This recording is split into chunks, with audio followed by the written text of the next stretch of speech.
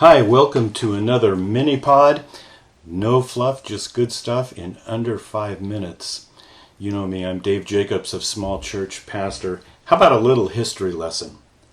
When the Union Army won the costliest battle of the Civil War in Gettysburg, Pennsylvania, the date was July 3rd, 1863.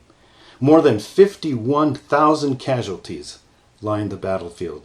The state of Pennsylvania, they purchased nearby land to create a cemetery to honor the fallen Union soldiers.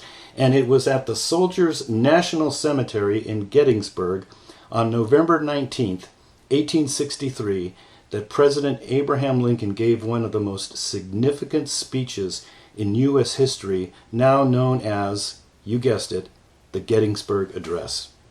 Now, what a few people don't know is that Lincoln, he wasn't the main speaker that day. In fact, Lincoln was asked only to give a few short remarks at the ceremony, followed by the formal speech of the primary speaker. This was a guy by the name of Edward Everett, and one of the most famous speakers of the time. And he gave this very moving, very great 2-hour speech. But it was Lincoln's 2-minute speech that's been remembered as one of the finest in history.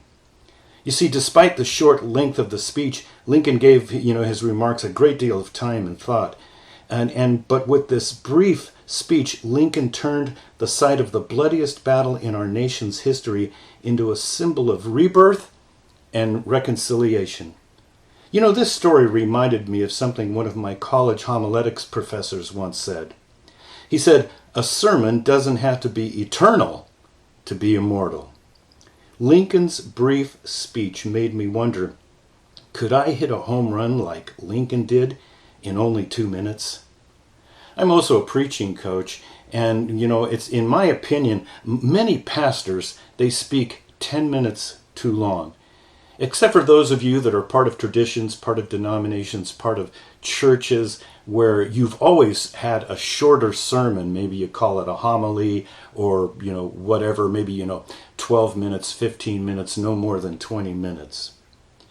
But I'd like to encourage you to try an experiment. Try crafting a 15-minute sermon. Now, this exercise in brevity, it'll be good for you. And think of the different things you could do during your church service with the time savings. Let's say you normally speak 25 to 30 minutes. Now you're going to speak 15 minutes. So now you have 15 minutes. There's a lot of different things you could do to fill that time. You could have extended times of worship, extended times of prayer. People could share prayer requests. People could maybe give their testimony of how they came into a relationship with Jesus or share what God is doing in their lives.